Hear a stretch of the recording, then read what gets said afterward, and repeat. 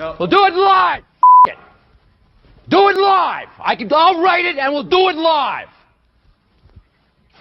Thing sucks.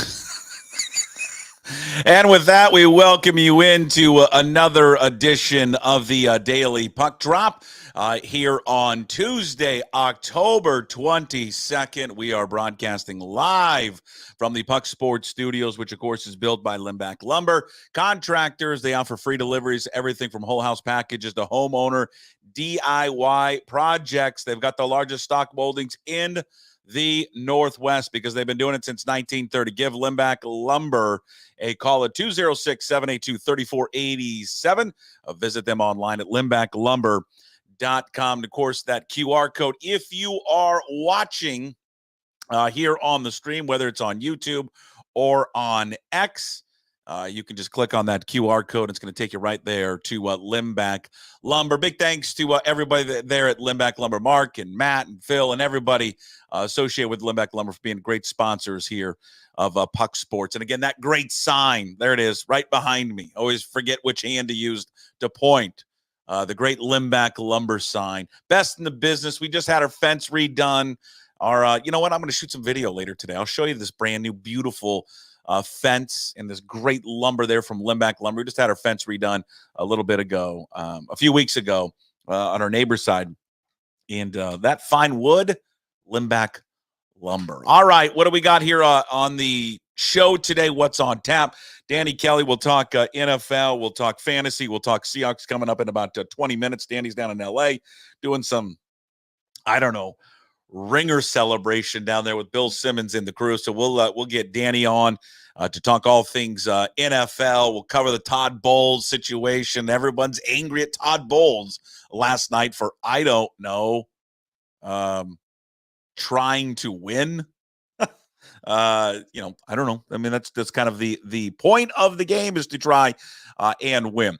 John Canzano will join us coming up at around 10:45. We'll get the very latest in college football, top storylines coming from the college football world. Kalen DeBoer, Oregon's the new #1 team in the country. The Cougs, do they have a shot at the college football playoff rankings that are released tonight, 4 o'clock, where it comes out tonight? Probably not going to be in there because they're not in the AP top 25, nor are they in the coaches top 25.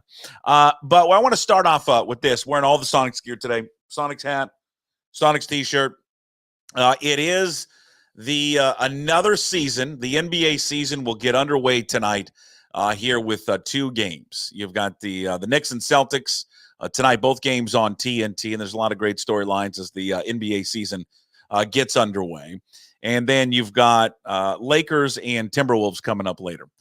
But it is now, I think, free to wonder and ask yourself, how many more opening days do we have to go through before the Sonics come back? I mean, my wishful thinking that it would be next season. So that gives us 25-26. Probably more realistic, feels like 26-27.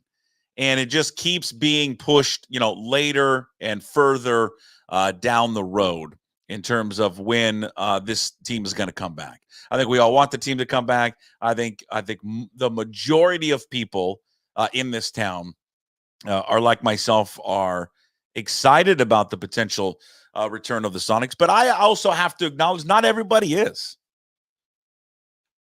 I'm sure there's a lot of you out there, and I hear it from you. I mean, I put something out on Twitter today, and where I just said, hey, the NBA season gets underway tonight. Are you excited about the season? Are you a little pessimistic about the season getting underway?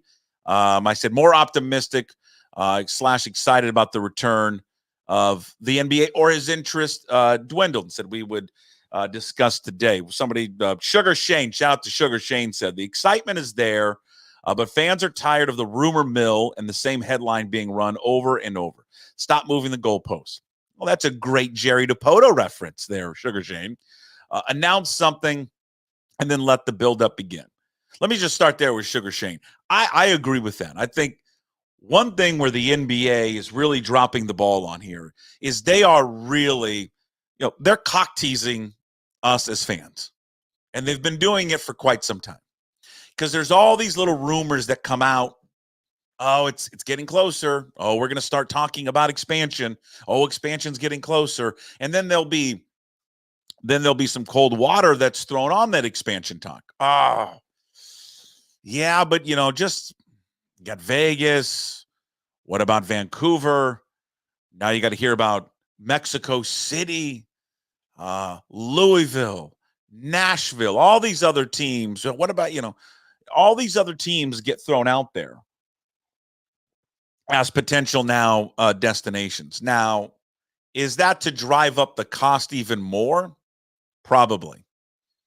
Because I see the owners getting together, and they know they have one city in particular that wants it more than anybody else. And that, of course, is Seattle. And so they know that they can hold them hostage in a way.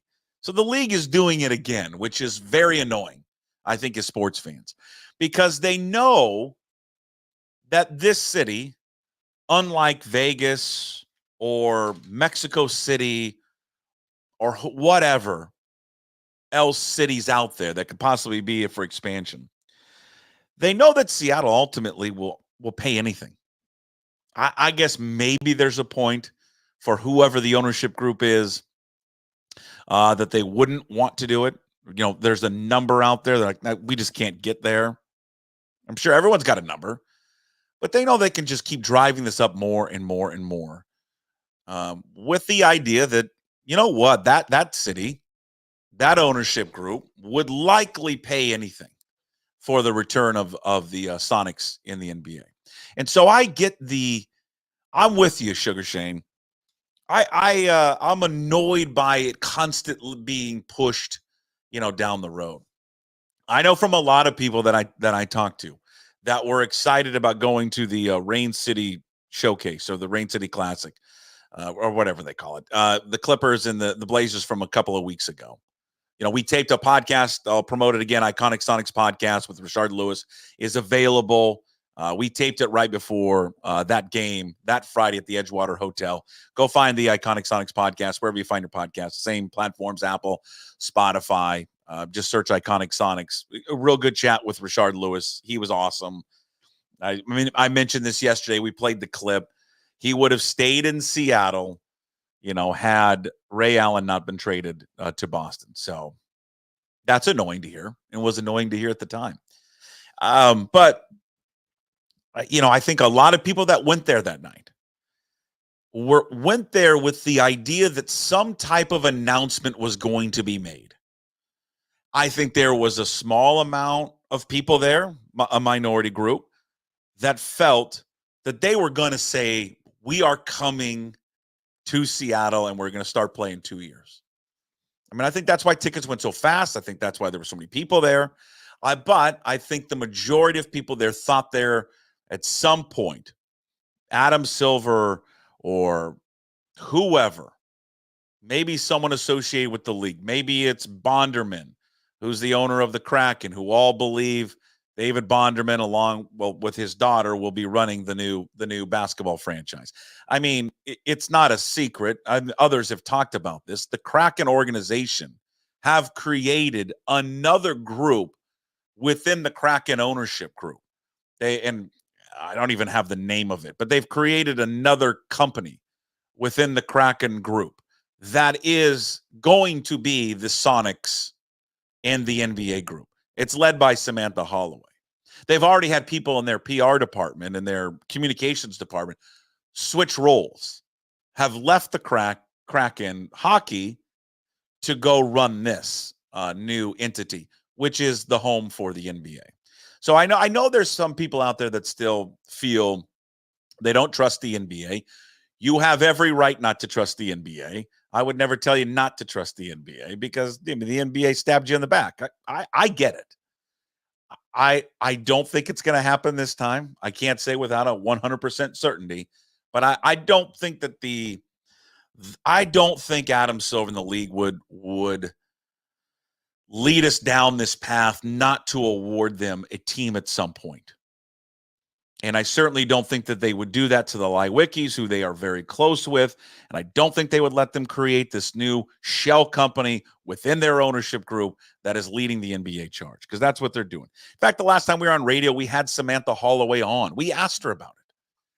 She confirmed she will be leading the charge of the NBA. She didn't want to get into the specifics of it, but she is. She's leading, that group. But I think it does come a point where you keep leading people down this path that it's coming back, it's getting closer. I think Adam Silver got everybody excited, when he said, hey, we'll form the committee in the fall or winter, I think it was. And still, as we sit here October 22nd, the league is going to start tonight with 2 games. There's no committee has been formed. They still have the ongoing lawsuit with Warner Brothers and all that. So that could be, something where it's delaying, the announcement or the creation of that. Maybe we've got to wait till the All-Star game. But at some point, you have to stop if you are. Did I say David Stern, by the way, earlier? I meant Adam Silver. If you're Silver in the NBA, at some point, you've got to stop dangling the carrot and just give the carrot to them. And give it to the fan base and give them something.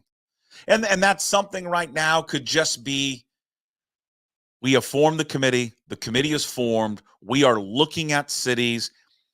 We are accepting applications from all these cities: Seattle, Las Vegas, Louisville, Nashville, Mexico City. And we will do our due diligence. This is really a role where these owners, because they're billionaires and billionaires want more money, they want to milk this for as long as they possibly can so they can get even more money. I mean, the price tag is going to be astronomical.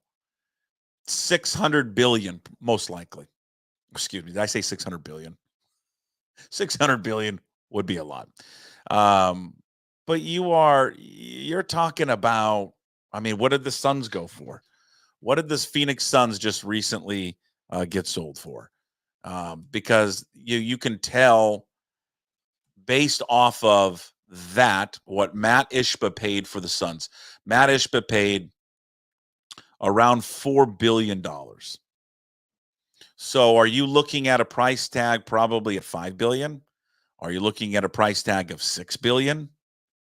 That's certainly going to pale in the comparison. What did the Kraken pay? $500 million, $600 million, for an expansion team?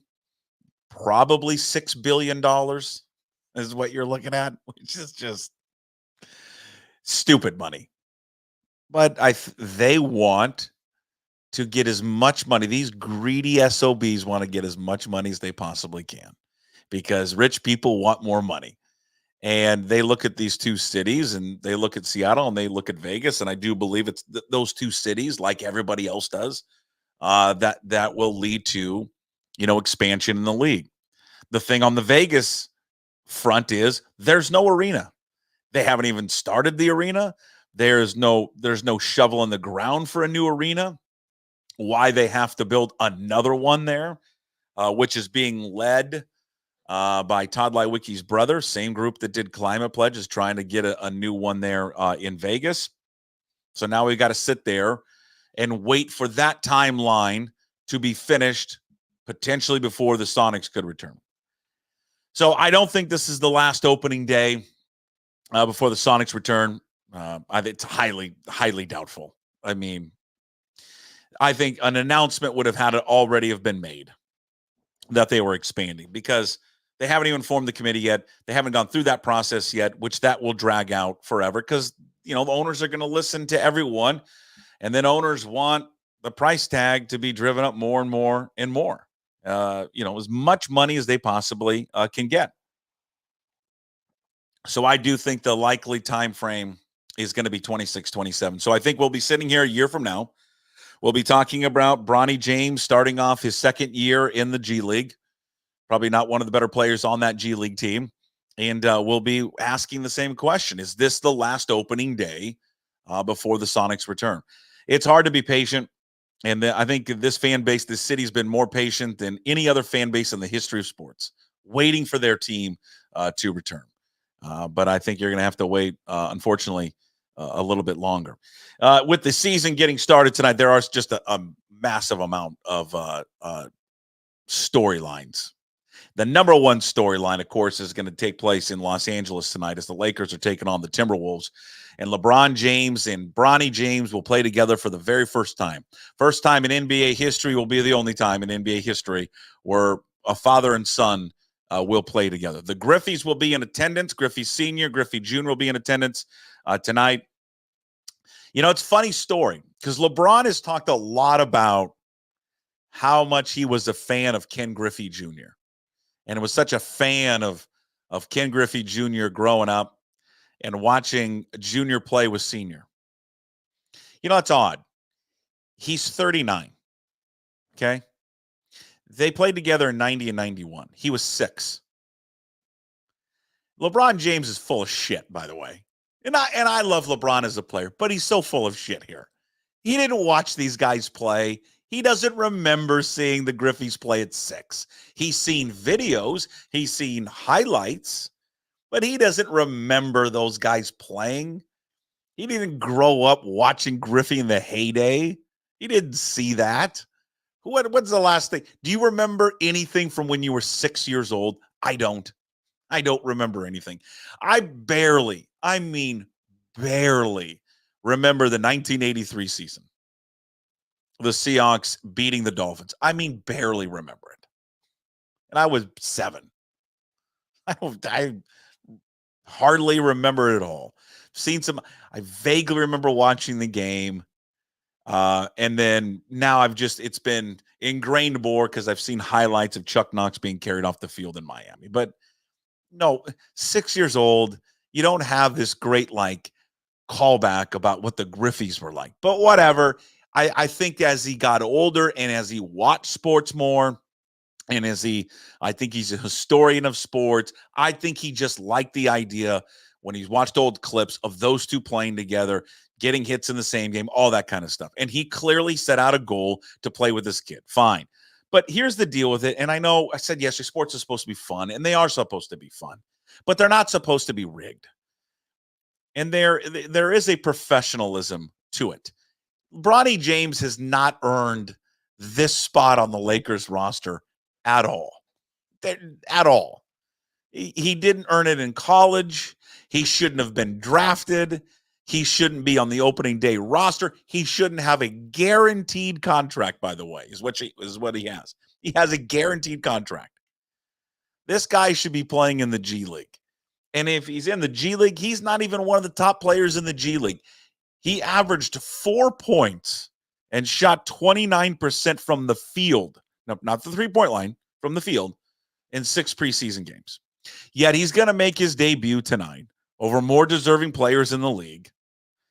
And J.J. Redick is put in a terrible position, but F J.J. Redick, this is what he asked for, and he's going to get it.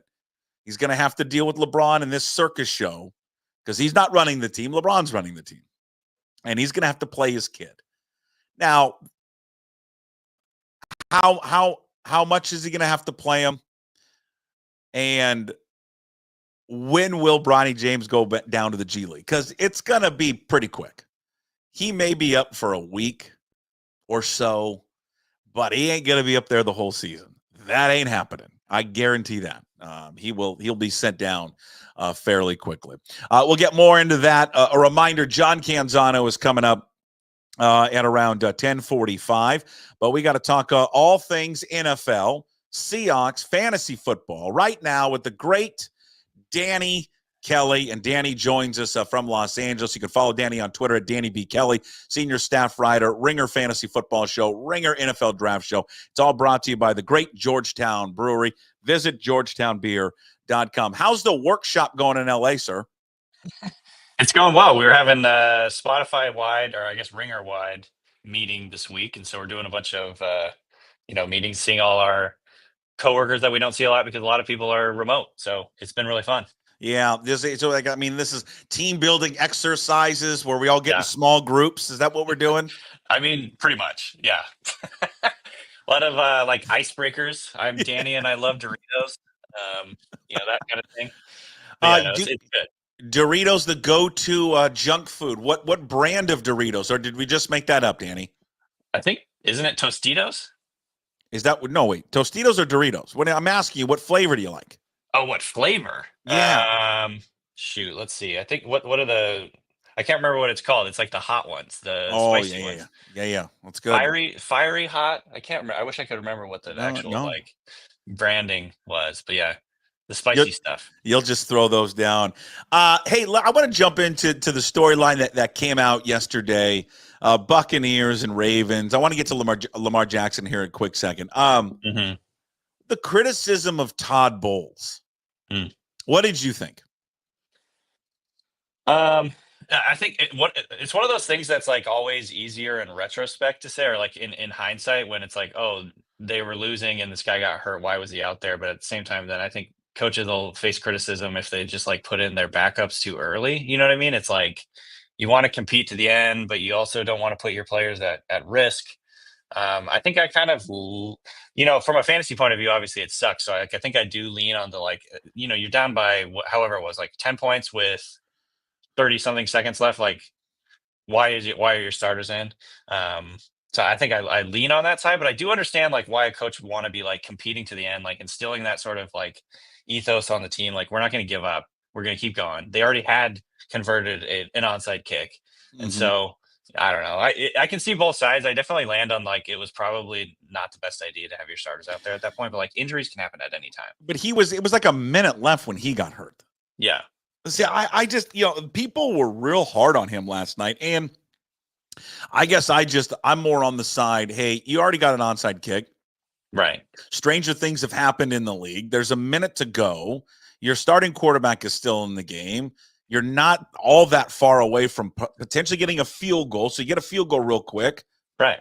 And then an onside kick again, and away you go. So I just think it's one of those unfortunate things in football, right, Danny? I mean, it's a violent sport. Guys get hurt. This is just a part of it. It's like it is. There's so much. Again, it's like it's so much easier in hindsight, obviously, because like you could say the same thing about like playing guys in the preseason. It's a hard decision to make because like you're putting them at risk from getting hurt in the preseason. This doesn't matter. But then like we complain like for the first month of the season that the football is terrible because none of these guys are getting in there and like hitting and playing. And I think from like a player's point of view, like almost all of that would be like, look, I want to be out there playing. Like I understand the risk that you're going to get hurt, but like you can get hurt on literally any snap. And so, I think like, again, from a fantasy point of view, I was like bummed to see him get hurt at that juncture. But I understand from the coach's point of view that we want to be competing as hard as we can for as long as we can. We're still technically in the game, even though it is like, a long shot that they would have come back from 10 points. But like, if it was like, if it had been like 20 points, that's a totally different discussion, I think, because it was still a 2-possession game. Right. Speaking of injuries, you can get injured anytime. Like Tua, have you ever injured your ankle getting out of bed? I don't know about getting out of bed. The thing that I always tell people that's embarrassing is I have hurt my neck toweling off getting out of the shower. That's the most embarrassing way that I've gotten hurt. You're like rubbing your head and you're like, oh, and then it's like, oh, and my neck is sore. I can't like move my head for the next like week. Yeah. So I understand what he's saying. That's another situation that's like, man, there's no good answer for this. Like, what do we do in this situation? Some people think that he should be sort of like forced out and forced not to play, which doesn't feel totally right to me. But at the same time, it's like, yeah, you don't want to see him go get another concussion and, potentially endanger his health long term. Maybe he already has. You know what I mean? It's like, it's a very delicate situation, a very tough decision or a tough situation to kind of like figure out what's right. Well, he felt, yesterday in the press conference, he felt defiant in a way. It's exactly the word I use. It was defiant. It was like, he's kind of almost like mad at people for trying to like take agency over his decisions in his life, which I understand. Sure. And it's hard because from a fan perspective, we don't want to see him injure his brain. And he's had so many situations where his injuries have been more apparent than a lot. Like concussions, all concussions are bad, but his are like the fencing, the like involuntary like movement, It's been much more like, I guess, like graphic is just like the term. It's been more graphic than some of the other guys that have gotten hurt. Yeah. And so I think a lot of people are just like, man, I don't want to see that. I don't want that on my TV. But also, I definitely understand the camp that's like, this is not our decision. This is his decision. So it's very, like I said, it's a tough situation, and there's a lot of dangerous jobs. There's a lot of jobs that you can go out and literally on any given day, whether it's sports, being a police officer, being a commercial Sure. fisherman, being a firefighter, being any of these, like an oil rig worker, like you can go out and get killed in these jobs on any given day. So like, how is it different than that? I can see both sides of the argument for sure. It's a really impossible thing to answer, I think. And you go back to, this is not just in Miami. I remember the first time I saw him take the horrific hit was in Alabama. In an Alabama, he's playing, I think it was Mississippi State. I mean, not only in that game did he suffer his first concussion, he broke his hip. I mean, that was a violent hit. The thing is, you're right. When he goes down, like in his concussions, it looks scary. It looks like he's broken himself in half. And I think when he gave that line yesterday, when he was asked, because he mocked, one of the reporters at the end, hey, I appreciate your concern for me. And he was basically dismissing that reporter. But, he said the line he said was a quote, "I love it to the death of me." Yeah. Which I'm sure he did on purpose, right? Yeah. And I'm thinking, I think this guy wouldn't mind to die on the field. Yeah. Well, I think, yeah. Which I mean, is I know what he was saying, but I mean, it's just, I think he's just, it's that ingrained in him, and you're never going to get him off the football field, Dan. He'll never quit. I know. And I think that's actually probably, it's probably pretty common. Playing the NFL, playing at that level, it's like a battle, man. You're putting, like, these guys are going out there and putting their bodies on the line. You've heard a lot of players talk about it. Like, every time you step onto that field, you're potentially sacrificing your future health, whether it's like a really graphic leg injury, which we've seen a few of those over the last few days, which has been really brutal. Like Aiden Hutchinson, Chris Godwin, like getting, like, you can literally see their bones breaking. Like, this is a ghoulish sport. This is a crazy sport. Like, why do we like this? Like, sometimes I'm just like, why are we doing this? What are we doing here? But like the players, I think there's like the players understand the risks, you know what I mean? At the same time. And it's like, again, it's like, I don't know what the right answer is, to be honest. Like, I think like a lot of these guys go in there and they have like a warrior's mentality almost, where it's like, I know the dangers and I'm just going to go out there because I love the game, or I want to provide for my family, whatever the reasons may be for these guys. And I don't know. It's not, is it my job to tell them he can't do that? I don't know like what the right thing to do is here. Are you when you see an injury like that, where do you stand? Do you want to see the injury? Do you look away? No. Do you not want them to show it?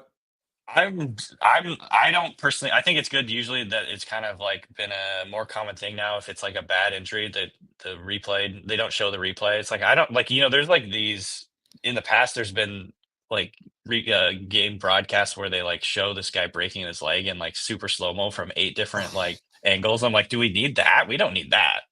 I think it's enough to see the guy getting put onto like a stretcher or getting put into like an air cast, and to be like, okay, obviously he had a broken bone. Sometimes the bone breaks the skin and comes out. It's like, do we need to see that in super slow-mo? I don't think so. I'm maybe like some people want to see that, but I'm not one of those people. I'm like, are you old enough to remember Joe Theismann? I remember him. I don't know if I like watched him a ton, but I know he got like a really serious injury. What was like a hip injury? What was it? Hip dislocation? No, leg. I mean, I mean, you saw. Oh yeah, he had like the Alex Smith thing. You almost. saw it snap, and then the reaction from Lawrence Taylor was probably the most horrifying thing, because Lawrence Taylor was like, "Oh my god!" Like he wanted to, like Lawrence Taylor wanted to run off the field. And compound fracture. Yeah. And then you know what? One that doesn't get talked about. Well, not talked about enough. Like saying like we should talk about it more. Like we should be talking about it more. Is Napoleon McCallum?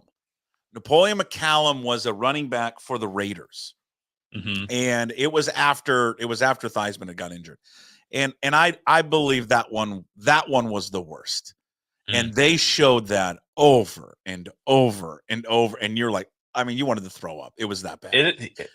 You've actually like truly feel sick after watching it. Oh, It's yeah, I can't watch it. I like that stuff happens. Like they started the show like when I was watching the Hutchinson game, the mhm. Lions game, and you could see that he was injured right away. And they're like, "Oh, we're going to show it again." Yeah. I'm like, "Nah, I'm good. I'm good. Yeah. I don't need to see it."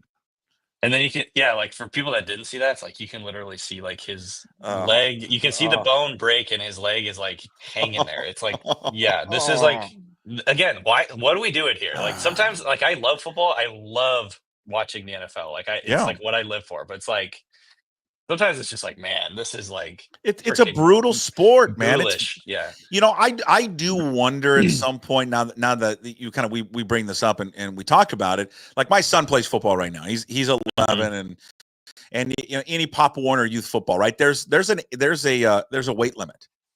Right? Because they don't want kids to play it, you know, they want it, you know, weight appropriate. Right. I wonder, I don't know how far this is off. If we do get to a point where there is some type of weight limit, I don't know. I mean, I'm just spitballing here. I'm just curious because, Danny, these guys every year are bigger, faster, stronger than they were the previous year. Yeah. And like what, like how fast is someone and how big is someone going to be in 10 years from now? Okay, dude.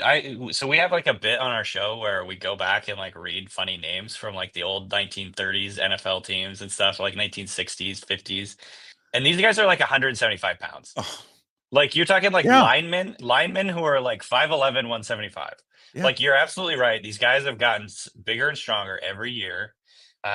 You're having, you know, some of the best athletes in the world are playing on defense, playing receiver, playing whatever, and they're banging into each other really, really hard. And it's just physics, you know what I mean? It's scary. So that, yeah, like guys now, it's like if you're under 200 pounds, that's considered like really frail. Right. And it's like, so yeah, it is interesting. I don't know, like, yeah, where the sport's going to go, what the evolution is it going to be. Like people complain all the time and it's turning into flag football, which you know, again, it's another thing where I understand both sides, but at the same time, it's like, dude, I want these players to play. Like, I don't want them to get hurt.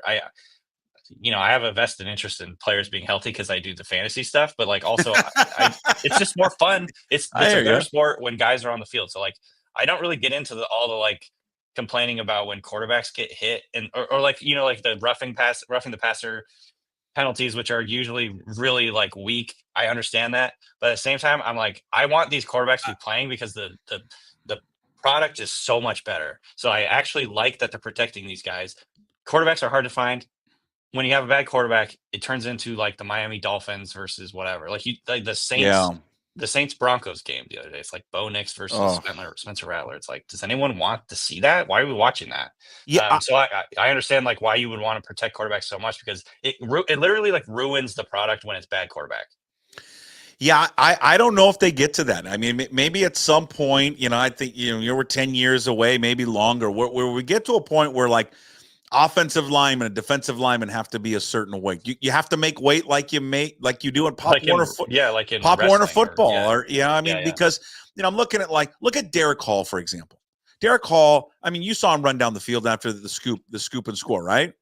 I mean, I don't know if you have his 40 up in front of you, but I guarantee that kid had a blazing 40 time. He's 6'3", almost 260. Yeah. Let me think about that for a second. 6'3", 260, and he runs like that. DK is 6'4". What's DK's measurables? Dude, he's 230. He's one of the freakiest athletes, literally, of like in combine history. He's like he was, I think, 6'2" or 6'3", 235, ran a 4.3. I mean, Derek Hall ran a 4.55, which is really fast for a 254-pound guy. Yeah. I mean, and again, I ask, what is that in 10 years? That guy 6'6", 270 running that? I mean, look at like the NBA season is starting tonight, right? Okay, 10 years ago, there's no Victor Wembanyama who's 7'2", 7'3", who handles the ball like a point guard who shoots step back threes. Right. But now you like that's almost common now. If you look at the international game, there's more and more guys that look like Victor Wembanyama. Yeah. I mean, just the evolution of the human species, right? God, we're getting deep today. I know. Really I wasn't expecting this. But yeah, you're absolutely right with the basketball analogy. It's like, the body type and style of players has totally changed. You don't have as many power forwards. You're not guys that are just going in there and like hitting the glass and rebounding. It's like now it's guys. You have 7 foot guys, or sorry, 7 foot guys that are shooting threes, like Kevin Durant. So yeah, it's interesting. I love this game that you guys play. This is on the draft show? You just look at like guys from the '60s and We come up with literally awesome. we're like, our whole bit is like, you just don't name people like you name them before, like you used to name them. We got into this like for some reason we got talking about the 1935 Giants, and we were like looking at like their opponents, and one of their opponents was quarterbacked by a guy named Shipwreck Kelly. Shipwreck Kelly. Shipwreck Kelly. That is just like the most 1930s name. Yeah, I it can imagine. is. I think it all started because we found out about this guy named Cloyce Box, who was like an all-time NFL player during the 1940s. He was like, he got done fighting the Nazis in the 1940s, came back, founded like a cement company, that he became like a billionaire. He did everything in his life, including was like an NFL star. So it's just like, man, different generation. They were built different back then. Yeah. Now you just got me down this rabbit hole. I just want to start looking at like old timers. It's so fun. I'm looking at this Alex Wojciechowski. I don't know, class of 1968 offensive lineman from like the 50s. And I want to see like how big was he? I want to, this offensive tackle, back in the day. Hold on, probably like maybe like 270 back then, something like that. Now you got in the guys 50s, like in the 50s, you think? In the 50s? Oh, he's probably like 230. He was wait, he was a center, linebacker, edge. Yeah, and they all played all the positions back then too. Wojciechowski, I don't know. Okay, he went to Fordham. He was 5'11", 217 pounds. I mean, just offensive lineman. Come on. I mean, they just get murdered. Different game. I love reading they all play like 5 positions too. Yeah, it's great. I'm just trying 5'11", 217. Hey, I was like around that like during the pandemic. When I was just eating Dairy Queen like three times a week. I'm 6'1", but like 217. What's that's about right. Go to Dairy Queen. Do we go Blizzard? Where do we go? Yeah, I'm a big Blizzard guy. Oreo Blizzard. Okay. Yeah. I looked at another one guy, Joe DeLemure. He was DeLemure. He played he played like in the 70s, and then he retired in 85, and he's in the Hall of Fame, and he played at 6'3", 250. Yeah, as a center. So, yeah, I don't know. Now if you're under 295, you're like way undersized. Yeah. Like it's rare to have any lineman who's less than 300 pounds. It's crazy. Or like less than 6'4", unless you're a center. We brought him up, but let me ask you about DK Metcalf. This appeared. Hopefully he's okay. He was knocked out, in a game last week, and he's going to be week to week, and probably I would assume doesn't play against the Bills coming up on Sunday. Probably. But Danny, this is the DK we've been waiting for, right? Second in the league in receiving yards, 11th in receptions. He's 4th in targets. This is the guy, and finally it's Ryan Grubb that has been able to get this type of player, out of DK Metcalf. Yeah, DK Metcalf has been one of my favorite players for a really long time. And like, if you look at some of this, how long has he been in the NFL? I think like 4 years. If you look at like guys, or maybe it's his 5th year, I can't remember. But if you look at like the history of guys through their first 5 seasons, DK Metcalf is like top 10 NFL history in like touchdowns over that stretch. I think yards, not catches, because he's more of an explosive play guy, but like the numbers bear out. Like, this guy is like on an all-time run early on in his career and at such a young age. But I think obviously, like, does a lot of things that drive Seahawks fans crazy, like the penalties, the untimely penalties, especially. It's like, man, can you just like chill out for like one game and not like pick up like a really backbreaking penalty or, backbreaking drop? And so I think you're seeing like him mature into like a complete all-around receiver, and kind of the guy that we all think he can be, because he has all this immense talent and size and speed. And and ability. But yeah, like it's so cool to see him become the focal point of this offense. It obviously helps that the Seahawks are passing at like a higher rate than almost any team in the NFL right now, which is super fun to watch. It'd be nice if they were a little more balanced, I think, but Geno Smith has been slicing up opposing teams. And they're using him all over the field. I think like during the Russell Wilson era, DK Metcalf was, and we see this with like Russell Wilson still with the Steelers this week. Sure. Like pass the ball down the sideline, like moon balls down the sideline. That is his Yep. specialty. And DK Metcalf was perfectly suited and perfectly paired with Russell Wilson during those times, because that's like, just throw it up to DK Metcalf. He's bigger, stronger. He can run away. He can separate at the catch point and go. Yeah. But it's cool to see him do, middle of the field stuff. Kind of like finding the soft spot, like route running. Moving him around is what everybody wanted, Yeah. Danny. Move this guy around and use him, and they finally did it. They're playing him more out of the slot, I think, this year. I think I haven't looked lately, but I think he was playing like a third of his routes from the slot, which is great. Because like he's such the matchup nightmare for anyone in the middle of the field. You have either linebackers out there or nickelbacks, and like DK Metcalf on a nickelback or a linebacker is like free money. So it's like really cool to see them kind of move him around. Right. And obviously, like, again, it's a balance between the mistakes, which are infuriating sometimes. And like it was cool to see him come out after that last game where he kind of like took that route a little too high against the 49ers and got picked off. Cool to come out and see him like say, look, I just didn't read that play right. Like, that shows like a level of maturity. It's cool to see him kind of like beginning to be more of like a complete all-around player. But yeah, he owned it. I like that. Yeah.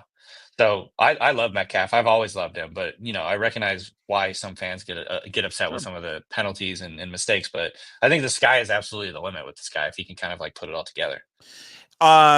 We love to bury. This is what, I don't know if you guys do this on your Ringer show, but we should start it here. Let's bury a player or bury a team every week, okay? And we do the burn book. The burn book. Put players in the burn book. We just burn them. Okay, so this is what we're gonna do. We're gonna call it, because we used to do this on the radio. We're gonna put a player or a team on the barge. See, I find anytime that there's someone in sports or society that we don't like, that are just idiots, like people that tailgate on when you're on the freeway and you're going 80, but they've got to be an inch off your bumper. See, those people, I want to put on one of these on the barge, one of these container barges that we have out here, and out in the Sound, and then we push it out to the Pacific Ocean. No fuel, and we set them free, and then we sink it. Yeah. So they're done forever. Do we put the Niners on the? I'll get the barge sound effect for this every week. So part of this is we're going to put someone on the barge every week, and then it's the best part is that when we're wrong and we got to take them back off the barge. Yeah. We got to go pick them up. We'll send the tugboat out to go rescue them. I want to put the Niners on the barge. Can we put the Niners on the barge? Are they done? I'm hopeful. I don't think they're done, but I'm gonna do it with you because I'm hopeful that they're done. They're like in the throes of Bill Simmons, my boss, puts it this way: the season from hell. Like it's like they're in the season from hell right now. You got Ayuk out with a ACL injury. That one was really brutal as well. Oh, that was awful. Yeah, and then we got Deebo Samuel in the hospital with pneumonia, which is who gets crazy. Pneumonia anymore? I got pneumonia. I've had pneumonia. You did? Yeah, oh, man. But I said the same thing. I think I texted my friend, who gets pneumonia? It's like I had a really bad cold. I had a really bad cold. That. I did too. I didn't realize. I thought like after the Oregon Trail, people didn't get pneumonia. That and dysentery. Do people still get dysentery? Well, people do get dysentery. Not as much in this country, but it's certainly still around. Sure. But yeah, like I literally texted someone that I'm like, who gets pneumonia? Who does this? Like, but I had a really bad cold, and it just like I guess moved to my lungs, and it was like awful. It was like the worst thing ever. I felt like I was gonna die. So like, stop living outside. I know, God. But yeah, Deebo Samuel, I feel for him right now because like it was not fun. I'm like, I never want to be that sick again. But yeah, it's they seem to have like the worst luck this year. A lot of injuries.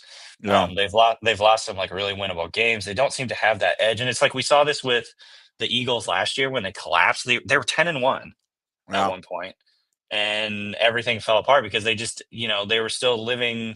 They were still, I guess, like PTSD from losing the Super Bowl or whatever.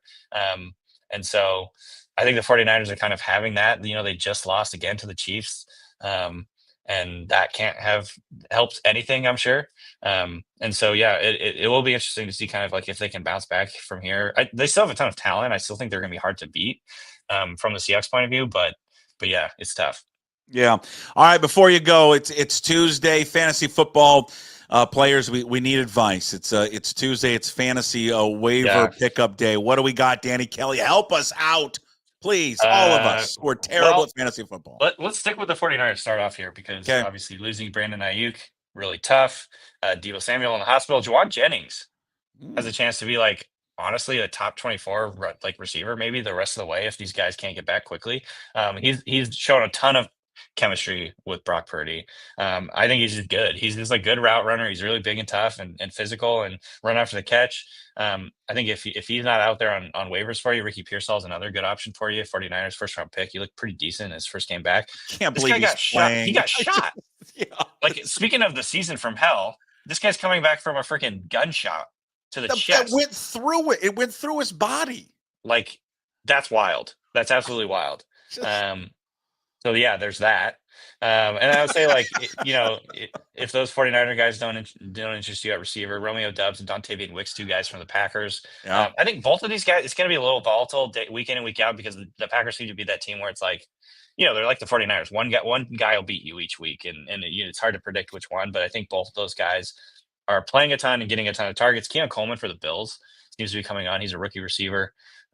And with the Amari Cooper trade to the Browns, Cedric Tillman, Elijah Moore, and Jerry Jeudy, if he's still out there, are kind of like getting a bigger piece of the pie. And by the way, if Jameis Winston turns out to be the Browns starter, Jameis Winston has been a guy that has shown to like be able to support multiple fantasy options at receiver, just because he's kind of like, he's a wild thrower. He has no memory. He has a short memory. He'll just keep throwing it. So we'll see. All right, I want to incorporate more questions next week from our chat, but I quickly want to sneak on one real quick. Joel wants to know, prioritize Jalen McMillan or Keon Coleman as a number one pick. I guess you can put that up there for you. See, there you can see. That's a really good question. I think I might lean just ever so slightly Jalen McMillan because, look, he's going to have a big role going forward. Chris Godwin's out. Yeah. Mike Evans, who knows how long that didn't look good when he pulled up. He got tackled in the end zone and immediately grabbed his hammy. He's already kind of like hurting from that hamstring injury before that game. So I guess I'm going to lean Jalen McMillan. I like him. Obviously, he's a UW guy. They can play him kind of all over the formation. Baker Mayfield is absolutely cooking right now. And I think the Bills, I like Keon Coleman as well, but the Bills just don't pass as much as you'd hope. They're like one of the more run-heavy teams in the NFL right now. So both good options, but I think I might just lean ever so slightly Jalen McMillan because of the opportunity here with the Chris Godwin injury. Okay. All right, Danny, you're the best. Have fun at the Ringer retreat and make sure, you introduce yourself. Hi, I'm Danny. I love Doritos and all of that. And I like a warm cider at night. You're the best. We'll talk to you next week.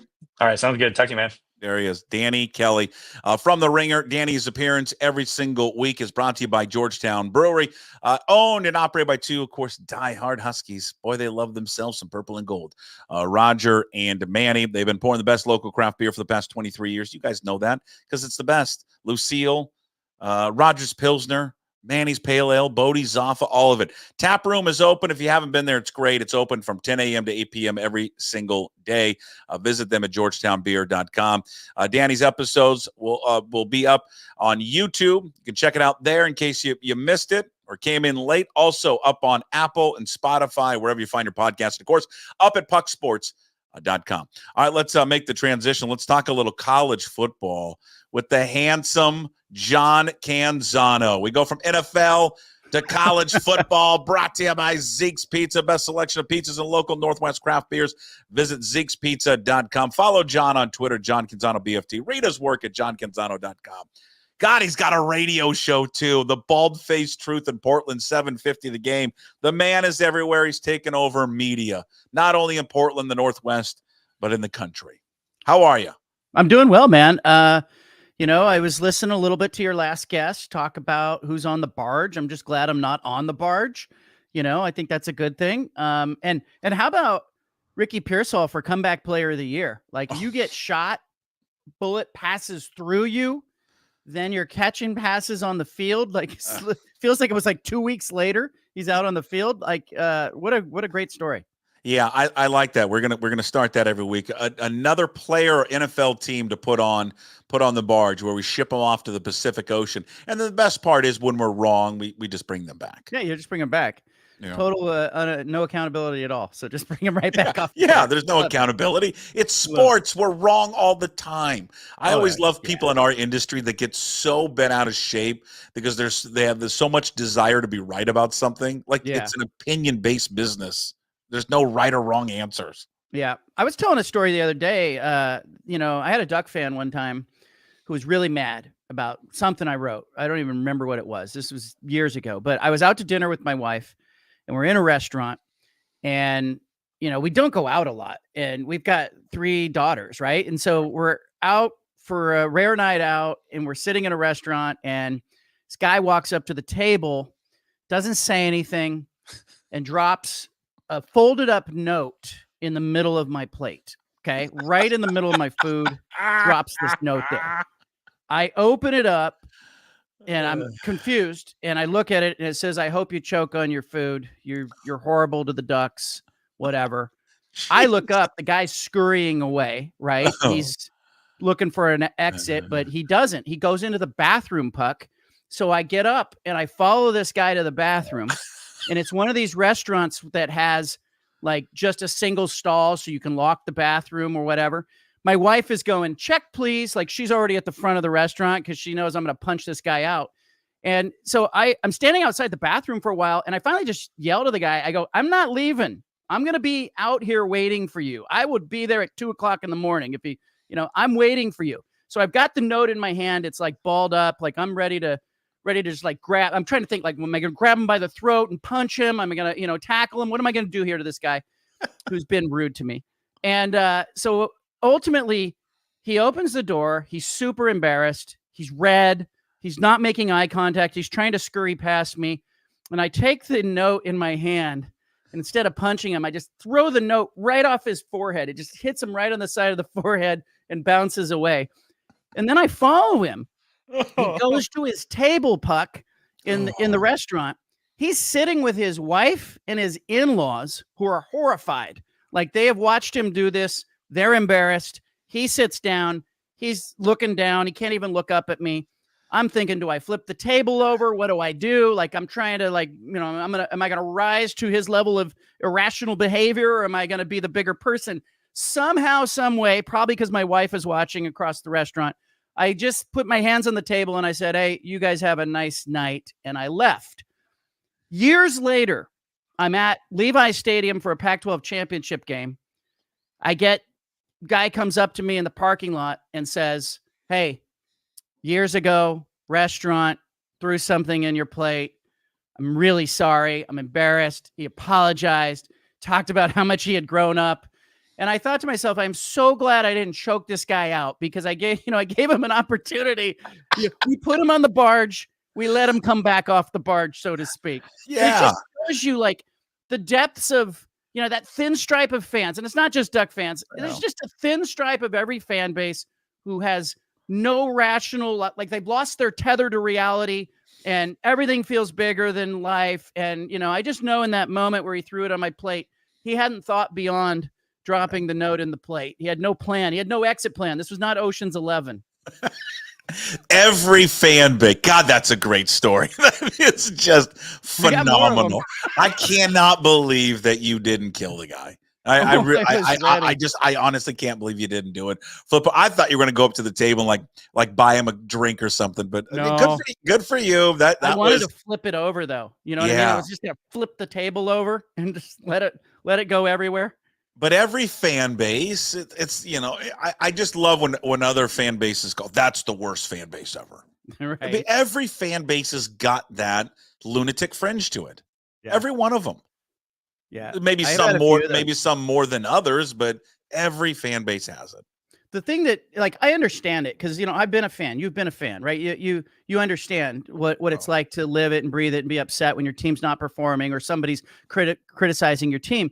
But where it crosses the line for me always, the common theme to me is when you start to like, I can take it, I dish it, I have opinions, I say, oh, this team's going to win, this team's going to lose, as we were talking about predictions and being right all the time. You don't have to be right all the time. It's just my opinion. But where it crosses the line for me is when they go beyond me and they go after like my kids, my family. I had one guy on the radio show that was making a bunch of death threats and I mean, just horrible stuff. And I just started playing his death threats on the radio. The police told me to play them. And the guy stopped calling, probably heard his voice and went, oh my gosh, what do I sound like? I sound like that when I'm calling in and leaving you a voicemail. So this guy was calling, asking where my kids go to school, stuff like that. I mean, it just crosses the line. Like, come on. Yeah, I fortunately I had one of those incidents. Yeah, this guy, it was bad. We have I don't know if this was back in radio, but I don't know if you guys have it in the radio station. Do you have like a separate text line? No, we used to, but I know what you're talking about. Yeah. Yeah. Where, that text, it's just their number that pops up. So it's not like Twitter, there's no like handle. It's just someone's number. And there was a guy that was real, like on me a lot. I mean, to the point where it was really crossing the line. Like I know where you live. I'm going to find you. I know where your kids go to school, like stuff like that, where, I went to management. I said, listen, like this has now gone beyond just shit talking and all that. Like, he has like specific information now. I don't know how he has that. So, you got to do something about it. So there's always someone that's going to cross the line. It's weird. And you know what? The police told me, like, look, just play the voicemails. I had like 3 or 4 voicemails. They were horrible. Like when you play them, it's just a guy talking, like saying horrible things about, where do your kids go to school? What do they look like? What color's their hair? Just a lot of threats. But I played them and it stopped. So I'm assuming the dude was like probably a diehard listener of the show who was listening to everything that I said about his team, who heard his voice and went, oh my gosh, someone's going to recognize my voice and I'm going to get outed. So I had another incident. I was in Fresno covering Fresno State. Jerry Tarkanian was the coach. And there was this element around the program that was a little Las Vegas-like. And so you had sort of some dangerous characters that were on the fringe of the program. Yeah, I wouldn't screw up. California. And a lot of cologne and chains and some chest hair coming out. You know what I mean? Tracksuit. But I wrote a column and I had somebody smash the windows of my car in front of my house. And then leave a message saying, hey, that'll teach you to talk about the team that way. And I called the police and I said, what do I do? And they go, well, normally when people make a threat, they never follow it up by coming to your house. Like they said they never investigated a murder where someone called first and said, I'm coming over to kill you. So usually when they're making a threat, that's not a real threat. But the fact that somebody knew where I lived and smashed the windows on my car was a little jarring. Yeah. I just have seen people in the chat. Oh, every fan base has got it, but so-and-so is the worst. Like I have seen the 49ers always get this bad rap, but they're the worst fans in the world. I've been to plenty of Seahawks games, man. I see how Seahawks fans act. Listen, I mean, there's, and again, it's a small minority, but they're idiots. They're just idiots everywhere. Cougar fans, I've been to Cougar games where Cougar fans are just idiots. Like Washington likes to promote themselves as like, oh, holier than thou. I've been to Apple Cups where my friends have been kicked in the back for fans. I mean, just every fan base has got that 1% of them, and we focus in on them, more so than the rest. The majority of fans are great. The Chip Kelly era, Oregon football. There were some threats that were made, and the newspaper I was working for called the University of Oregon and asked, could I get a security guard that would escort me from my parking spot through the parking lot before the games, because there were some people who were making threats. And Oregon said no, but they would grant an extra credential. And I had a security person come with me to the games just to serve as a witness, more or less, if something happened in the parking lot. But it's not just Oregon. I was at an Oregon State game on the sideline. Somebody threw a bottle at me from out of the crowd. This bottle goes flying over my head. It's just we can say fanatic and we go, oh, they're fanatics. They're wild. They're crazy. They're unhinged. Right. but give me a break. Like, you really want to get in an altercation with me? And from my standpoint, there's no winning that. If I choke the guy out at the restaurant, I'm the bad guy. Of course, So you're the there you bad guy go. because you're the public figure. Okay, Yep. so with all that being said, who's the worst fan base in America? Well, here's how I would say. Here's what I Don't would say. answer that. I'm just being a smart. Here's what I would say, though. There's two kinds of bad. There's Yeah. bad when you're winning and you're undefeated and you're great and you can't handle the winning. And then there's bad when when something's not going well and you're just kicking the dog and taking it out on everybody else. Which one of those is worse? Is it worse that you're so obnoxious you can't handle the success? Or is it worse that, you're emotionally immature and you can't handle setbacks and losses? Probably the first one that you described. I mean, Yeah. are you describing one like when you were describing that? I just thought about Alabama. Yeah. That's because of obviously what they're going through right now and what they're experiencing. Right. They're just like, this is not, there's probably a large percentage of the people in Alabama right now that want him fired, that want Kalen DeBoer out of a job. Yeah, and they're not recognizing that Nick Saban was signaling that something had changed by virtue of the fact that he said, I want out. And I remember having a conversation with an ACC coach the day Saban announced his retirement. And I said, what do you think of it? And the coach said, well, he knows he doesn't have unquestionably the better team anymore. And that NIL has changed the equation. And there are going to be a lot of the blue blood programs that have to come to that realization. I think you're seeing some of it right now. And we're watching Alabama lose. We've seen some other programs rise up. I mean, Oregon is so uniquely positioned in this era of portal and NIL to matter that it's like they're on turbo juice or something. Like, it's just ridiculous how well positioned Oregon is. And then USC struggling because, they got Lincoln Riley and they haven't quite figured out how to harness Southern California and the NIL collective. So I just think there's some blue bloods out there that, we're watching Navy and Army because why? Well, their rosters are older. They don't lose players in the portal. They've got some retention. Now, are they one of the best 4 teams in America? No, but they could be a really good program. Jake Dickert's proven that at Washington State. It's retention. That can matter just as much as being, having a collective and a bunch of NIL money. What do you make of so Oregon's number 1 right now? If you start looking at what they've got left in front of them, Illinois this week, which is going to be a good test, but they get them at home. They'll go at Michigan. Michigan's clearly not the same team that they were a year ago. Back with a home game against Maryland, at Wisconsin, and then they'll wrap up with Washington.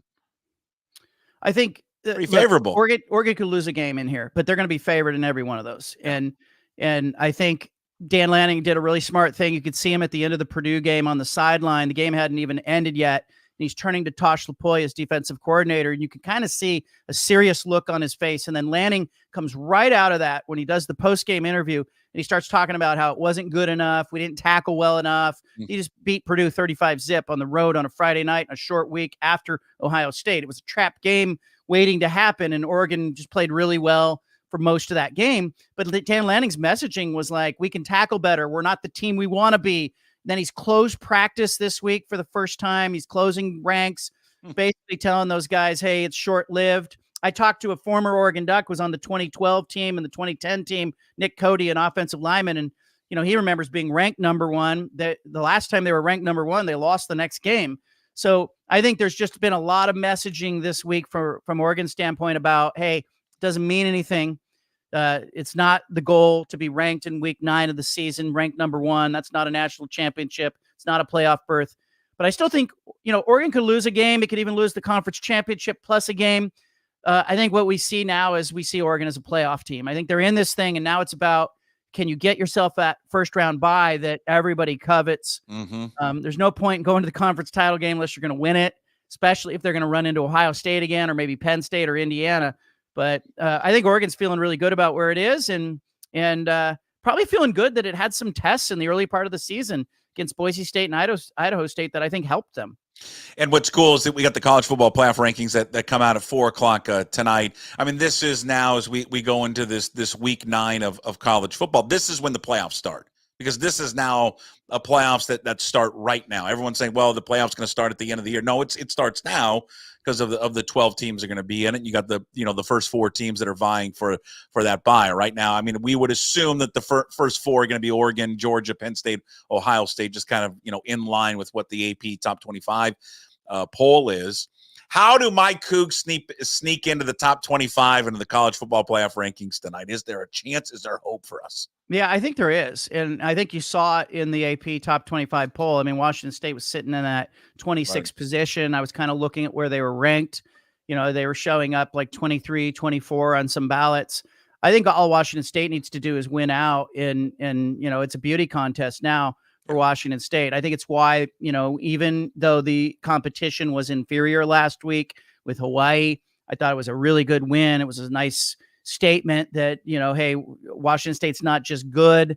They're a dominant team in that kind of situation. So you have to do some of that work. I also think if you're Washington State, you got to watch Texas Tech and you got to watch Washington. You need Washington to start pulling its weight here and winning some games. This is a Washington team that is probably underachieved to this point, lost some games, didn't show up 2 weeks ago against Iowa.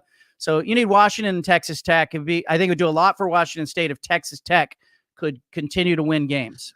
The complaining has started for some in the Washington camp of that the horror that they have to play 2 back-to-back 9 a.m. games. Yeah. I mean, this is what they signed up for. Yeah, what did you think? Bob Thompson, the former Fox president, when the Friday night games came out, and here was Oregon playing 2, and Washington playing 2, and UCLA playing 2, and there was some belly aching about that. He said, "What did they think? That they were going to play at noon on Saturday every week? No, you're there to fill windows, and you are not Michigan, and you are not Ohio State." And those schools are not playing Friday night games. They are going to show up, and they're only going to play one night game on Saturday nights during the season. So, look, I think this is where you are, and you're on the Big Ten Network because you haven't performed. And the start of the season kind of, week 1 was just a great example. Here came, the TV, the TV schedule came out, and it was Oregon and Washington playing on the Big Ten Network. And guess what? They're blacked out. So you got to win football games if you want to have better kickoff times and more platform. And it's that simple. So 40-16 kind of decided that. You give the Huskies a shot against Indiana. They don't have their starting quarterback. And, God, they just get a gift. They haven't played a quarterback all year except for John Mateer. And the Curtis Work guy is out with a thumb injury. They'll get the backup quarterback. Do you know the interesting story about the backup quarterback at all? No, fire it. Let me hear it. The Tavion Jackson is the son of legendary cornerback Ray Jackson for the Washington State Cougars. Love that. How about that? There you go. Huh? Small world. So Tavion Jackson will get the start this week. But Indiana's been a great storyline. They're 6.5-point favorites. Who do you like in that one? You have to say Indiana based on the performance of Washington at this point. It says more about Washington than Indiana. But look, this is an opportunity for Jed Fish. And I still think Washington's going to win a game at some point that nobody expects them to win. They're going to win as an underdog at some point of this last half of the season. But the schedule's so brutal. I almost look at the Indiana game without the quarterback as like, is this an opportunity for Washington to get one? Because, they're going to Penn State on a whiteout later in the year. They're not winning that game. You just start to look at their schedule and it starts to close in on Washington. But, 2 weeks ago, I didn't like what I saw. And I didn't like it from a physicality standpoint. I didn't like it from a competition standpoint. That was not a team that was competing, and it was not a team that was physical. And that really surprised me because I thought, if anything, Washington could play in the 20s with a bunch of teams this season. And so show me that you found something out in the bye week. You did some soul searching, because this is not a blue blood Indiana program. This is not Penn State. I don't think Indiana is going to be there at the end in the Big Ten title game. So prove to me that you're not a doormat program in the Big Ten, because people are looking over right now at all those Pac-12 schools that came in, and they're going, well, it's Oregon and 3 schools that are at the bottom of the barrel in conference standings. So USC and Washington have to start doing some lifting. Yeah, I do. I'm with you on this one. I think with the quarterback now being out, they have the backup. I know he's played. He's got some experience. I think this is a game that Washington can get. Like if I'm betting on this game, I would take Washington in the points. I know that the time difference thing is going to be a storyline, has been a storyline, but it's not like Indiana's had a murderous row of competition. I mean, I don't know how good Nebraska is. I mean, they throttled Nebraska, but other than that, I mean, it's Northwestern, Maryland, Charlotte, UCLA, Western Illinois, FIU, and I like the Indiana coach. I do, and we like personalities, but I think he's just a little too cocky, and I just think at some point it's going to kind of backfire on him a little bit. And this seems like you get all this national attention, which they're getting. And he's doing interviews and car wash interviews everywhere. College game day is going to be there. This could be the one where they slip up. I wouldn't be surprised at all if Washington. I agree. And I think it's set up that way. Look, I covered that IU program in 1998 or so. Antoine Randall was the quarterback. Football at Indiana is not supposed to be driving the bus on that campus. But it's a great story. He's a great coach. You look at what he did at James Madison. He went 11-1 last year, and he brought a bunch of players over that had a whole bunch of experience. But you tell me, you just looked at their schedule. What's their best win? Yeah. Would beating Washington be their best win? I don't know. Like going to UCLA, is that their best win? What's the best win? Because Nebraska, to me, like Purdue's bad. Okay. Purdue, Nebraska was 0-0 at halftime, and Nebraska ended up winning that game and they played a great second half. But that was a 0-0 game at halftime. It surprised me a little bit. So I think Nebraska is kind of a really incomplete team. UCLA's broken. We know that. But, let's see what Jed Fish figured out during the bye week. Washington's not a bad upset special this week. Yeah. What have we learned? Is there anything new that came out? I'm fascinated that you went down and covered the media days, the Mountain West, the WCC media days. You had a great sit down, long interview with Gonzaga coach Mark Few. I want to get into that. But was there anything, off the mic, in maybe the bars, in the hallways? I mean, where are we at right now with Pac-12 expansion? Who they need one more team. Who is eventually going to be that one more team? Have there been any rumors swirling around? Well, there's a lot of speculation, and it was such a weird event, Puck. You had WCC, who just lost Gonzaga to the Pac-12. You got the Mountain West as part of this joint event. You lost 5 schools to the Pac-12. And then you have Washington State and Oregon State that were part of the event. It was 3 conferences in the room together in this event. The Pac-12 Enterprises was producing the WCC content. I'm there. I'm having all these conversations with coaches, some athletic directors. There's a lot of talk about Grand Canyon and St. Mary's because they were in the room. Would the Mountain West try to poach them? You got Stu Jackson, the WCC commissioner, Gloria Navarez, the Mountain West commissioner. It was just so weird. It was like this cocktail party that was thrown in Vegas for, all of these entities that have, they're holding knives behind their backs, ready to stab each other and take teams. And, I was going back through security after leaving Vegas, and Gloria Navarez, the Mountain West commissioner's there. She goes through security, and Shante Legans, the University of Portland coach, and the WCC is there. He sees her. She gets pulled out of line for additional screening. And Shante yells, check her pockets, make sure she doesn't have any more WCC schools in there. Or, she taking Grand Canyon. So it was just kind of this surreal scene in Vegas. But here's what it comes down to. The Pac-12 is out to market. They've hired a consulting firm.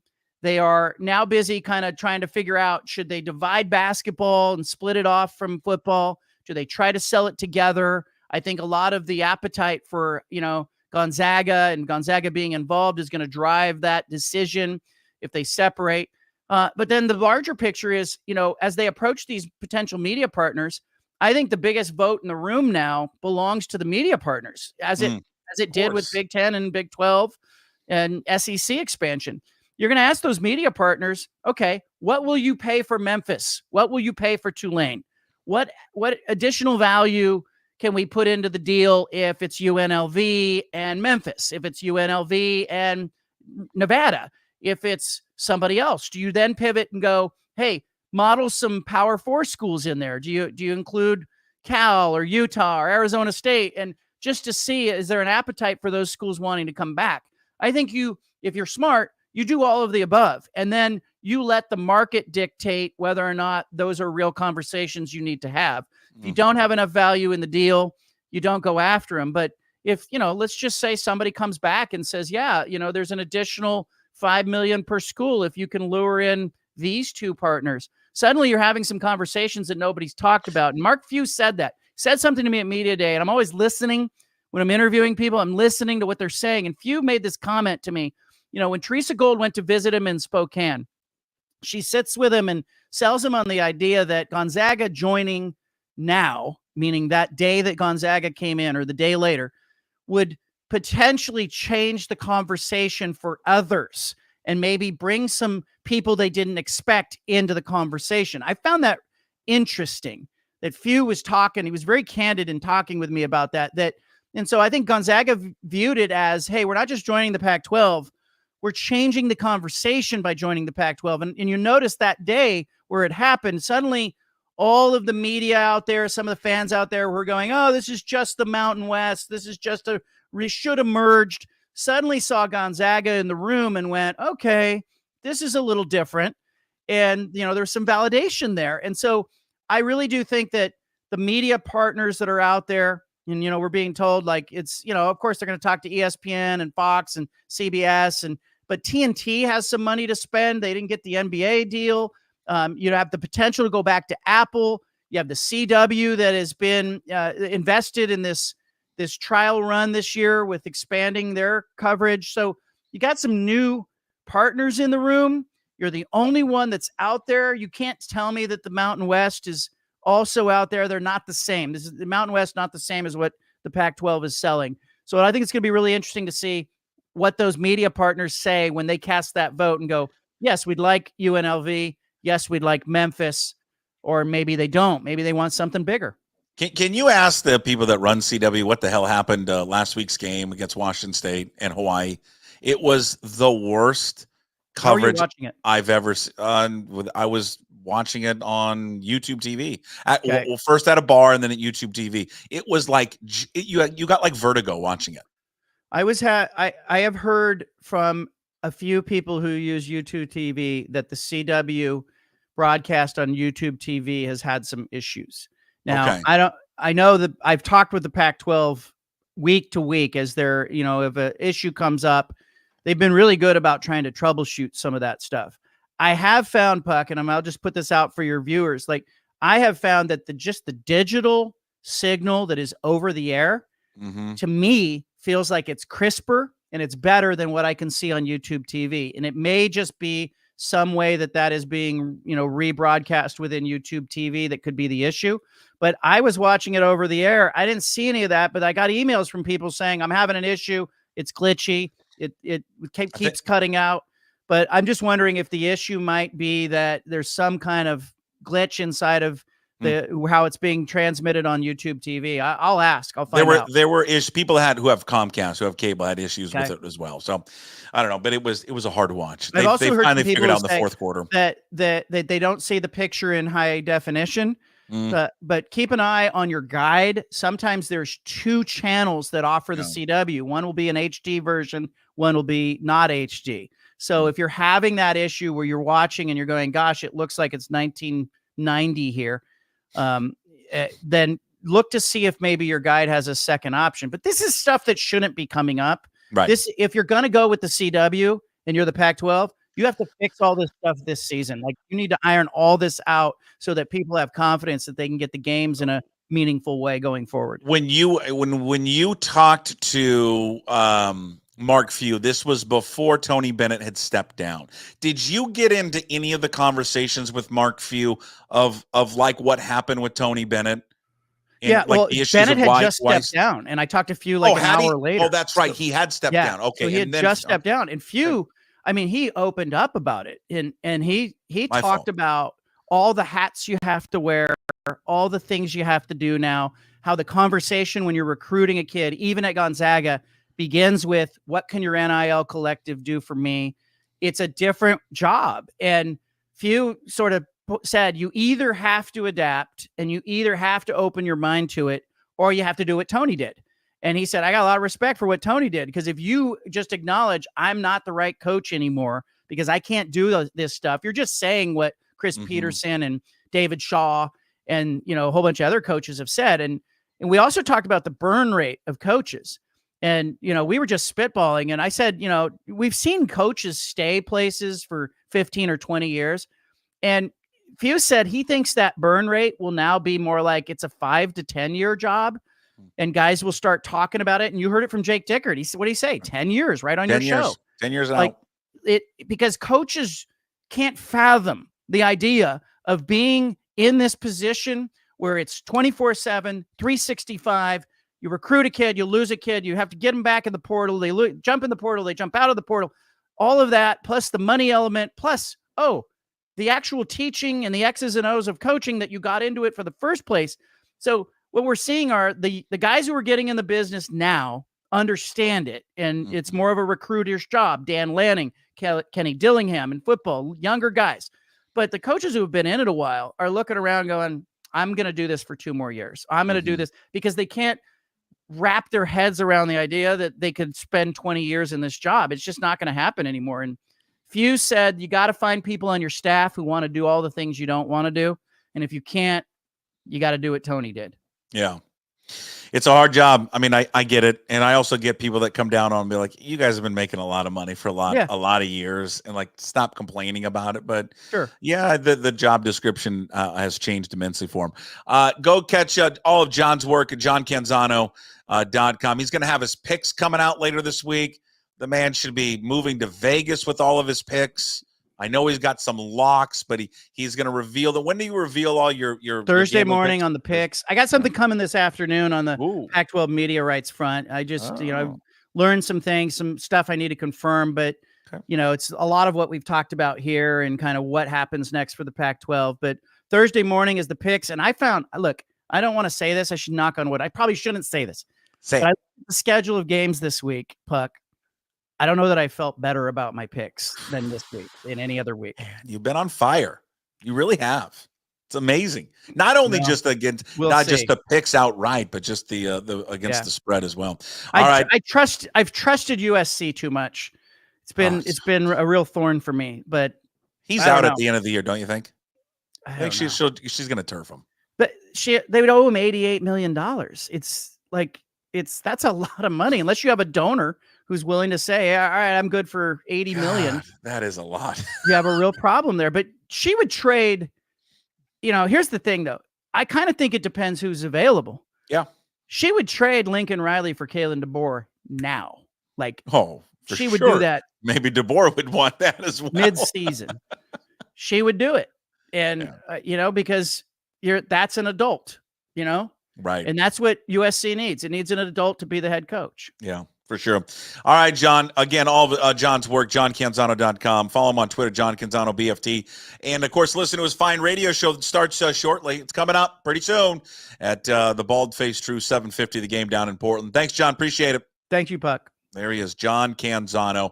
JohnCanzano.com. Again, brought to you by Zeke's Pizza. Best selection of pizzas, local Northwest craft beers. Visit Zeke'sPizza.com. Follow John on Twitter, John Canzano BFT. Read all of his work again, johncanzano.com, including that story and that sit down with Mark Few. His radio show is daily down in Portland. The Bald Face Truth 750 the game. I was mistaken. The college football playoff rankings, I don't know why I thought they were coming out tonight. They're not coming out tonight. I think there's the college football show where they're going to preview it, but the rankings actually are going to come out in 2 weeks. So I think there's like a preview show tonight. I mistakenly took the preview show as the rankings. So we got a couple more weeks before the rankings come out. So, hey, our Cougs. That's right, our Cougs. You're all on board. I know you are. Our Cougs got a shot to jump on in. Yeah, the CW thing, I think that was an issue on more platforms than just YouTube TV. Because it sounds like, just reading and listening to people's feedback, that not Xfinity was an issue. It sounds like DirecTV was an issue as well. I mean, you're going to partner with those guys. You better fix it.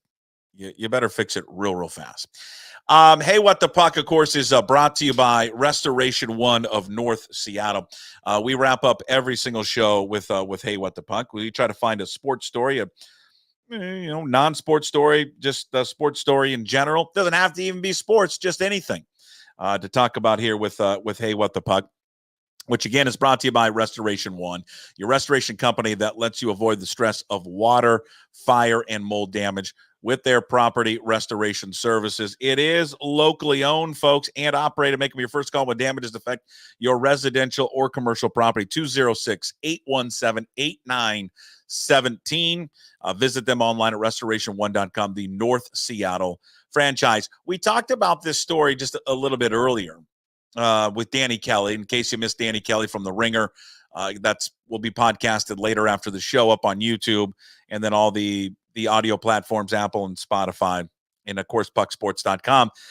I didn't understand and still don't understand. I mean, I guess we need things to talk about in this industry. I don't understand the criticism of Todd Bowles. I just don't get it last night. There's a minute left in the game. They're down by 10 points. They've got a shot to get back into the game. And Todd Bowles had his starters out there, including Baker Mayfield. No one was complaining that Baker Mayfield was still out there. It only took the injury to Chris Godwin for people to come down on Todd Bowles and say, what are we doing here if the game's over? I mean, the coaches and players don't think like that. I think most people understand that. They don't think like average fans, which we are. They believe, and they rightfully so. Even I believe that they weren't out of the game. Was it going to take a miracle for them to get back in the game? Well, obviously. But you guys have all been watching sports forever. Stranger things happen. I mean, they just do. Weird things happen in sports. They're one big play away from getting in field goal position, knock a field goal in. Now you've got 45 seconds to go. You onside kick it, and who knows what happens in a game like that. So I don't think Todd Bowles should be criticized at all for what happened yesterday. Not one bit. He did everything that a competitor does. He competed to the very end. And, to steal like Tua, when he's at his press conference the other day, I mean, I don't think how many people injure their ankles when they get out of bed, but I mean, injuries happen all the time. It's a violent sport. It is the most violent sport that we have. And guys get hurt. And there's been a rash of injuries. And it is unfortunate what happened to him. But it's not because Todd Bowles left him in there. It's because he plays the most violent game that we have in the world, professional football. It's why I think Danny and I had a good conversation earlier. I'd go back and listen to it. And I'm not exaggerating. I think in 10 years, there's going to be a conversation that they're going to have to put some type of weight limit in professional football. I mean, they do it in Pop Warner, but there's going to be something. These guys, and again, that's not what led to Chris Godwin getting injured, but I just, we look at these guys and how big they get and how much bigger and physical and faster they are. At some point, the league looks at a lot of different ideas to try and protect player safety. I'm just wondering. I'm not saying they should do it. I'm just wondering at what point does the league get together and think about that we need to put some type of weight limit on players. We talked about Derek Hall. Derek Hall's 6'3", 6'4". He's almost 260 pounds, and he runs a 4.5 40. I mean, in 10 years, what is that? In 10 years, is that 6'7", 270, 275 playing that position, running like that? I mean, you look at the evolution of the NBA game. 10 years ago, there was no Victor Wembanyama, a guy like that, who's 7'2", 7'3", playing point guard. All these sports and people evolve, and I just wonder if it gets to that point. Tua brought it up. He's not going to wear the Guardian cap, and there's just all these safety measures that go into professional football. And I'm just at some point, does that at least be presented to the table? We'll find out. All right, that's it for Hey, What the Puck. Again, brought to you by Restoration One in North Seattle. Your restoration company lets you avoid the stress of water, fire, and mold damage with their property restoration services. Locally owned and operated. Make them your first call when damages affect your commercial or residential property. Phone number 206-817-8917. Restoration1.com, the North Seattle franchise. In case you missed any of today's daily puck drop, it will be up on YouTube shortly. Also, you can listen to it on Apple and Spotify, wherever you find your podcast, and of course up at pucksports.com. Big thanks to Danny Kelly from The Ringer, NFL fantasy football show, just football show in general there on The Ringer. Check out Danny on Twitter, Danny B. Kelly. And big thanks to John Canzano, brought to you by Zeke's Pizza, johncanzano.com for the very latest there on college football. All available, again, on YouTube, Apple, Spotify, wherever you find your podcast, and pucksports.com. And when you're there, please, please, please, please, like, subscribe, leave comments. All that helps the business. We'll talk to you tomorrow. It's a Wednesday edition. Coming out tomorrow morning, we'll have the Old Crimson podcast. We're taping it later today. That will come out. We'll discuss the Hawaii game, looking ahead to San Diego State. Also, the Cougs Corner is coming out with kicker Dean Janikowski. He's going to join the Cougs Corner this week. So those will be available tomorrow morning. Wednesday's guests, we'll have Ryan Divish stopping on by, our off-season Mariners talk with Ryan Divish. And then also Rob Staten from SeahawksDraftBlog.com. And, of course, the return of Jim Moore. Jim was absent on Monday, but he's back on Wednesday. Again, for those wondering, he joins Monday, Wednesdays, and Fridays. He wasn't here Monday. He was having dental surgery. Hopefully he can talk by tomorrow. I have no idea. We will talk to you tomorrow. As always, we promise to be better. No dice. Would anybody like to smoke some pot? Yeah. I was born to love you. I was born to lick your face. I was born to rub you. But you were born to rub me first. What do you need my address for? We'd like to send out a mailer. Mother of mercy, I don't speak Japanese!